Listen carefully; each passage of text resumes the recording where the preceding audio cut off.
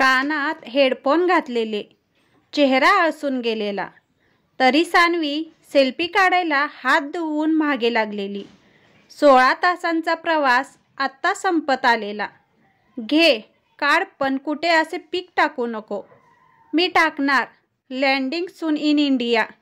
तेवढ्यातच मिश्किलपणे ती म्हणाली. तोही हसला. खूपशा आठवणींच्या गलक्याने आज जवळजवळ 5 वर्षांनी तो सहकुटुंब त्याच्या घरी भारतात येत होता. खिडकीतून दिसणारे नभाचे पुंजके त्याला खूप आपले वाटायला लागले. सौंधी खुशबू यायला लागली. लांब श्वास घेऊन तो मनात विचार करू लागला. यावेळी पूर्ण वेळ घरात द्यायचा. काही डागडुजी बारीकचिरीक कामे असेल तर ती आपणच निपटायची. आई अप्पांना फ्लोरिडाला कायमचं यायला मनवायचं. आईला श्री गिरीश बालाजीचं दर्शन घ्यायचं आहे, ते करून आणायचं. आप्पा फारशा इच्छा व्यक्त करत नाहीत, पण भोपाळला त्यांच्या बालमित्राकडे जायचं त्यांच्या मनात आहे. तेवढं यावेळेस घेऊन जायचंच. तो सीटला मागे टेकला. यावेळी हातात रगड पैसा होता. महिनाभराचा वेळ होता. आई अप्पांचे मनोरथ पूर्ण करून समाधानाने US परत जाता येणार होते. त्याने बाजूच्या सीटवरच्या नेत्राला पाहिले. तिचे चमकदार डोळे अधिकच चमकत होते. तिला उतरल्या तिच्या आईवडिलांकडे जायचे होते. ते मुंबईलाच राहत होते. त्याला त्याच्या घरी तिच्या सकट जायची तीव्र इच्छा होती. त्यावरून दोघांमध्ये भणभणही झाली होती. शेवटी विविध युक्तिवादानंतर आदितीने सासरी यायचे कबूल केले. सान्वीसहित त्यांना दारात पाहून आईला आनंदाचे भरते आले. आप्पाही दुडूदुडू धावत आले. बरेच रोड दिसत होते दोघे. हिवाळा, भरपूर कोथिंबीर मिळते म्हणून पाटवडीसहित अनेक पदार्थ आईने केले होते. खाता खाता तारांबळ उडत होती. आईच्या मनात खूप बोलायचे होते. त्याला कळत होते, परंतु लांब प्रवासाने थकल्याने तोही खोलीत जाऊन आडवा झाला. उद्यापासून पूर्ण दिवस त्यांना द्यायचा असे त्याने मनाशी पक्के केले. दुसऱ्या दिवशी सकाळ झाल्याबरोबर तो मागच्या अंगणात गेला. त्याने मुद्दामच हातावर मंजन घेतलं आणि बकुळीच्या झाडाजवळच्या नालीजवळ दात घासू लागला. खूप आठवणी त्याच्या या झाडाशी निगडीत होत्या. त्यातली एक अगदी ठळक होती. सकाळी शिकवणी वर्गाला उशीर झाला म्हणून तो आल्यानंतर 10 वाजता दात घासू लागला. त्यावेळी आप्पा फार बोलले होते. त्यांनी त्याला सतत शिस्त, अचूकता शिकवायचा प्रयत्न केला. नोकरी लागल्यानंतर त्याने भारतातच राहावे असे त्यांच्या मनात होते. तो अमेरिकेला जायला निघाला त्यावेळी काहीही ओले अडवणारे न बोलता ते नुसते बकुळीला पाणी देत राहिले. तिथे गेल्यावर जीव तिथे रमला म्हणण्यापेक्षा एक जबाबदारीत, स्वप्नात तो अडकत गेला. मुळाशी मुळं उळहुळत असताना तिथे त्याचं प्रशस्त घर झालं. मित्रपरिवार जमला. वाऱ्याच्या प्रत्येक झोतानिशी आईवडिलांची, घराची, देशाची खूप आठवण यायची. मागे सुटून गेलेल्या मागच्या गल्लीत जुन्या सवंगड्यांसह जावेसे वाटे. तिथल्या पिवळ्या फुलांच्या झाडाखाली त्यांचा खास अड्डा जमे. मनातल्या या अनेकविध तरंगांना वर्तमान भानावर आली. आता तिथले मित्र तरी कुठे आहेत? नोकरीधंद्यानिमित्त सगळे इतस्त विखुरलेले. गेले ते दिन गेले हेच खरे. शी, हाताने काय दात घासतोस? ब्रश कुठे आहे तुझा? त्याला पाहून नेत्र करदवली. आपल्या आठवणींशी हिला काहीच कसं सोयरसुतक नाही या आशयाने त्याने पाहिले. पण त्याचा आशयविषय सारा गुंडाळून ती म्हणाली, मधू येतोय, त्याच्या शेतात जाऊया सारे. चहा नाश्ता होईपर्यंत मधू 2 गाड्या घेऊन धडकलाही. गाड्या आधीच इतक्या पॅक होत्या की ते तिघं आणि आप्पा बसतपर्यंत हालायला सुद्धा जागा राहिली नाही.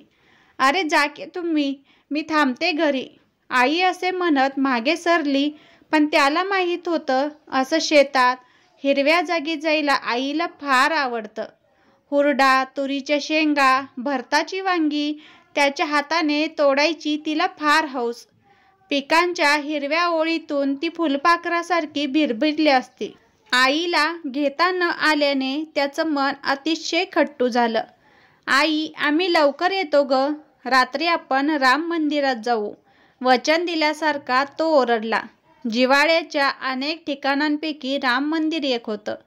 दिवसभर त्याचं लक्ष अर्धवट शेतात आणि अर्धवट राम मंदिरात होतं.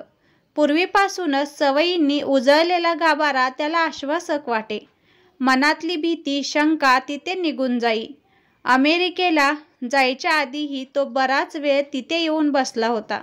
आई अप्पांना सांभाळ असे त्याने रामाला कळकळीने विनवले होते.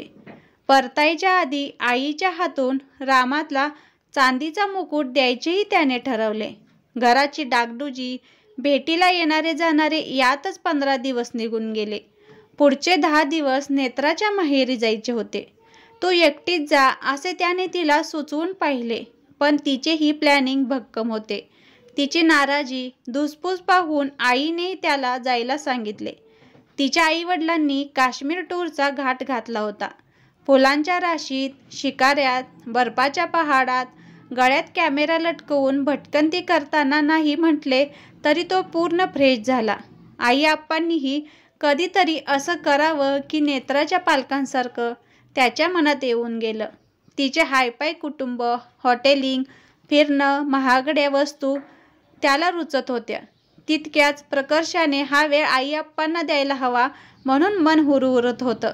माहेरी त्याला वेगळीच प्रेयसीसारखी नेत्रा अनुभवायला मिळाली.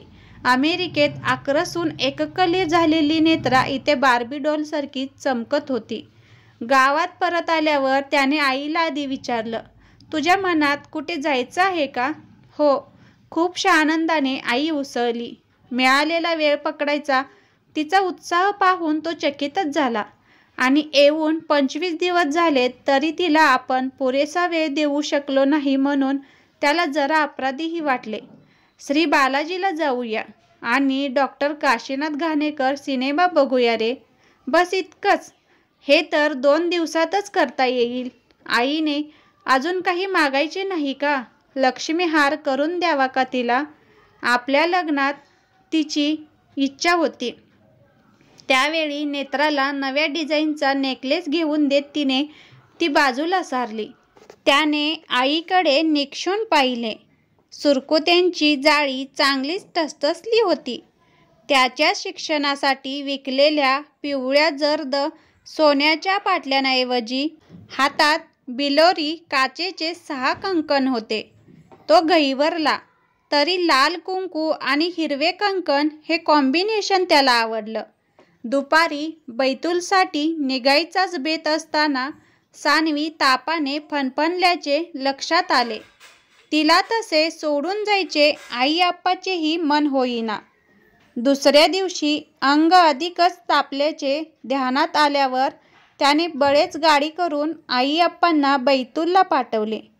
तरी तुला न्यायचं होतं रे असं जेव्हा आई घोकायलाच लागली तेव्हा त्याचा पारा चढला. सानवीच्या कपाळावर थंड पाण्याच्या पट्ट्या ठेवताना आईसोबत सिनेमा बघायचं त्याने निश्चित केलं. 7 दिवसांचा टायफॉईड ओसरू लागल्यावर सगळ्यांच्या जीवात जीव आला. दिवस भरकन उडून गेले होते. दुसऱ्या दिवशी मुंबईसाठी निघायचे होते. तिथून मग फ्लोरिडाचं प्लेन. त्याच्या आवडत्या मटारच्या दाण्याच्या कचोऱ्या खाऊन तो सुस्तावला होता. त्या आईच्या मांडीवर डोकं ठेवून लोटला असताना त्याने विचारले, आई, मी यावेळी जरा राहिल्यासारखं वाटलं ना ग तुला? हो रे मनीष, आता अजून सुट्ट्याच नाही म्हणतोयस ना? हो ग, तरी भरपूर मिळाल्यात या खेपेला. 6 महिन्यात तुमचं तिकीट पाठवतो. या दोघेही. आणि आप्पांना म्हणव, वर्षभरात कायमचंच येऊन जा. बरं, आधी 4 महिन्यांसाठी येतो, मग 1-2 वर्षात पाहू पुढचं. तुझ्या मनात काही करायचं राहिलंय का अजून? तसे काही विशेष नाही, पण तुझ्या आणि नेत्रासोबत डॉक्टर काशीनाथ घाणेकर बघायचा होता. आईचा आवाज खूप आतून आला होता. तो ताडकन उठून बसला. या आजारपणात त्याच्या डोक्यातून सिनेमाचा विषय निघून गेला होता पार. चल आता लगेच बघू चल. बाळ, आता रात्रीचे 11 वाजले आहेत. आता कुठला सिनेमा आणि कसलं काय? झोप निवांत. तू विचारलंस म्हणून बोलले. बिछाण्यावर पडल्यावर त्याला काही केल्या झोप येईना. मुलासोबत पिक्चर बघायचं किती तिच्या मनात होतं. सगळ्यांनी जन्मभर जोराजोरात आपल्या सर्व इच्छा बोलून दाखवल्यावरही ती लाख विचारल्यावर मनातलं संकोचून कधीतरी सांगे. संगीत नाटकांची आवड, जुने सिनेमे बघायची तिला हौस होती. तिच्या तरुण काळात गावात टॉकीज नव्हते. काशीनाथ घाणेकर तिचा आवडता नट. सुलोचनाबाईंचा जावई बरं का काशीनाथ घाणेकर. सोनाली कुलकर्णीने चांगलं काम केलंय म्हणे सुलोचनाबाईंचं. आई, खरेच सॉरी ग, डोक्यातनं निघूनच गेलं. तू उद्या किंवा परवा वीणा काकूंसोबत नक्की जाऊन ये बरं. आणि मला कळव सिनेमा पाहिल्याचं. त्याशिवाय मला बरं वाटणार नाही सांगून ठेवतो. जातानाही तो पुन्हा पुन्हा आईला तेच सांगत होता. गावात टॉकीज सुरू झाल्यावर तो कितीदा तरी आईला कार्टूनचे सिनेमे, हिंदी सिनेमे हट्टाने बघायला घेऊन गेला होता. तिने एखाद्या वेळी मोलकरीण किंवा वहिनीच्या बांगड्या बघायला चल म्हटल्यावर हसत हसत पसार व्हायचा. संगीत नाटकात तर ते आ ऊ नको म्हणून त्याने साफ हात वर केले होते. आता त्या नाटकांची, जुन्या सिनेमांची गोडी त्यालाही उमगत होती, पण पुरेसा वेळ नव्हता. अरे पण तुझ्यासोबत बघायचा होता ना. आणि डॉक्टर काशीनाथ घाणेकर. विमानाचे पाते गरगरले तरी आईचा लागट आवाज त्याच्या कानात घुमत होता.